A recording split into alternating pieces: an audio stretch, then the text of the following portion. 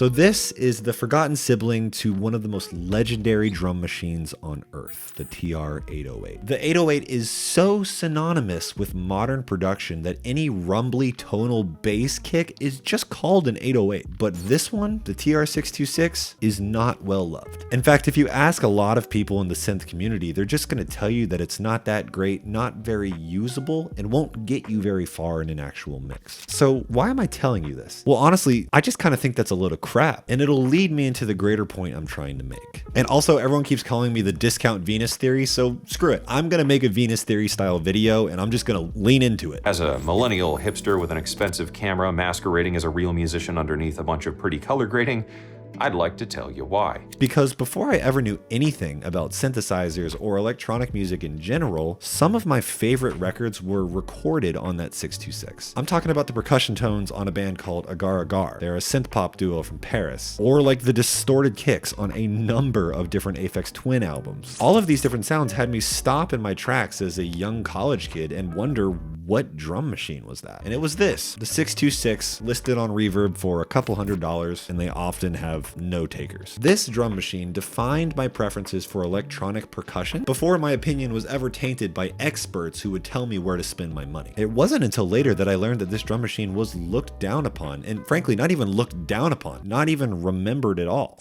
Have you ever tried to find a stand for like your pedal board, your audio interface, your synths, anything, and you find a stand that roughly fits the actual length of your hardware, but it's not quite right? So check this out. This is a really smart idea that I'm surprised that no one has thought of in the past. AudioHaze has created a universal stand that will fit to the actual metrics of your device. And if you haven't figured it out, they're the sponsor of today's video. So using the same system that you might see in like a microphone stand, the stand will actually extend to whatever length you need it to be. Audio interface, we got you. Big old giant drum machine, we got you. And here's where that pedal board comment comes into play. Let's say you need to store multiple items on top of one stand. I can put this platform on top of the case, making it a fixed length and capable of holding multiple devices. And if you're a guitarist, you can even Velcro this platform and then bam, you have a universal compactable pedal board. So if you need stands for your studio, to me, this just seems like a no-brainer. It's just infinitely better than an option that has a fixed dimension. So if you're interested in the XTS analog cases, you can actually use the link down below and get 10%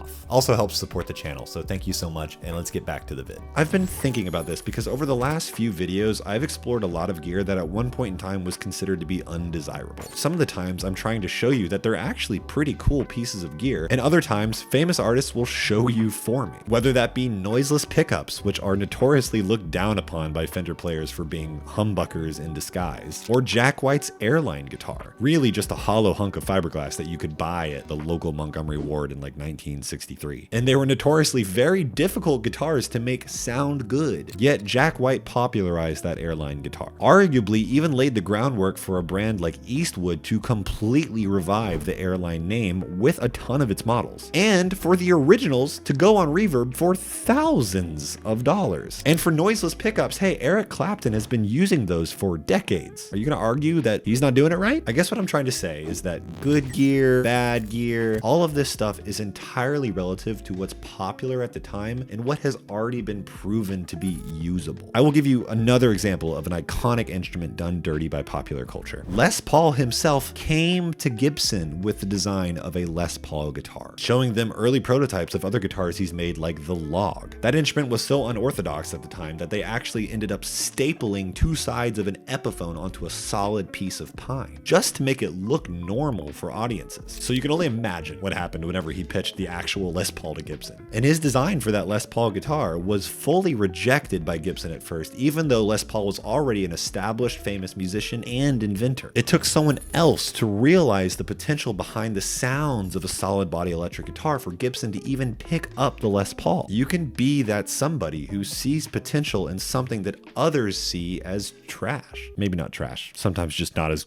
good of an instrument. As somebody who's spent a large portion of his career on YouTube doing tech reviews, which I don't do anymore, I can tell you that after the 100 and whateverth review, that my opinion on how I see gear has entirely changed after having so much of it pass through my hands. It's honestly a really big reason why I don't do them anymore, because frankly, kinda Screw reviews. Screw the notion that there is an objectively better sound than another sound. And I'm specifically talking about sound. I'm not talking about UI, build quality, all the things that are a little bit more measurable. We decide what sounds good based off of our relative biases, based on what we've listened to in the past, based on what other people tell us to listen to, based off of what popular culture tells us to listen to. And a really key point here, based off of what other people have already succeeded with. Sounds that were once novel, or maybe even looked down upon. They have since become lovingly accepted by the community around it, like the Les Paul guitar. I know I'm making this sound very gear-centric, but that's because you guys are all gearheads. This applies to everything. This applies to songwriting, to mixing. Another really great example is the electric guitar was designed to mitigate feedback, to mitigate noise at loud volumes. And then, right after that, the best guitarist in the world made feedback like a main feature of his music. Even something as fundamental as like a Neumann U87 for all the microphone nerds out there. Why do you think it is so valuable? Do you think it's because it sounds proportionally that much better than the next microphone? I outlined it in a prior video, but the reason the U87 commands such a price is because it has been there from the very start. The Neumann bottle, which is like the first ancestor of the U87 and also the first mass manufactured condenser microphone, it kind of brought on the rise of public radio. The U47 brought on the rise of other kinds of music like Frank Sinatra. That evolved into the U67, which you would see being used everywhere, like on the Beatles or the Rolling Stones, which eventually evolved into the U87. And quite frankly, if you're a successful artist, you've sang into U87. The U87 and all of its different constituent ancestors are expensive because they've been around long enough for us to familiarize ourselves with that tone, and they have massive pedigree. Your Rode microphone doesn't have that same pedigree, but that doesn't make it any less usable. So next time that you feel down about your gear or your mixing, your songwriting, understand that what we consider to be good is based entirely on the subjective notions of other people. And just as importantly, it is only considered to be good because it was used to make music that has already been well loved. In some ways, you could consider this a reason not to explore those sounds. That pricey TR-808 from the beginning of this video, we all know what it can do. We all know what it sounds like. You are paying for a legacy that has already been created. So take a look back at your neglected gear. Understand that its reason for being neglected might just be because of what other people have told you. What music history has told you, actually. But that neglected piece of gear has potential that hot commodity elements do not. It has an unspoken sound, unexplored by popular culture. Tonal potential that equipment's 10 times its price may not. You just have to get experimental with it. Make trashy sound classy. Now, typically in this kind of video, a YouTuber will say, your equipment you have is just fine. I will go further. I will make the argument that the equipment that you have has limitless potential because it could be you that makes it expensive. Also, I recorded this on an $18 microphone because I thought that would be appropriate. Anyways, I don't know if this was helpful. We're in between big videos and I just thought I would share. And I'll see you in the next one. Bye-bye.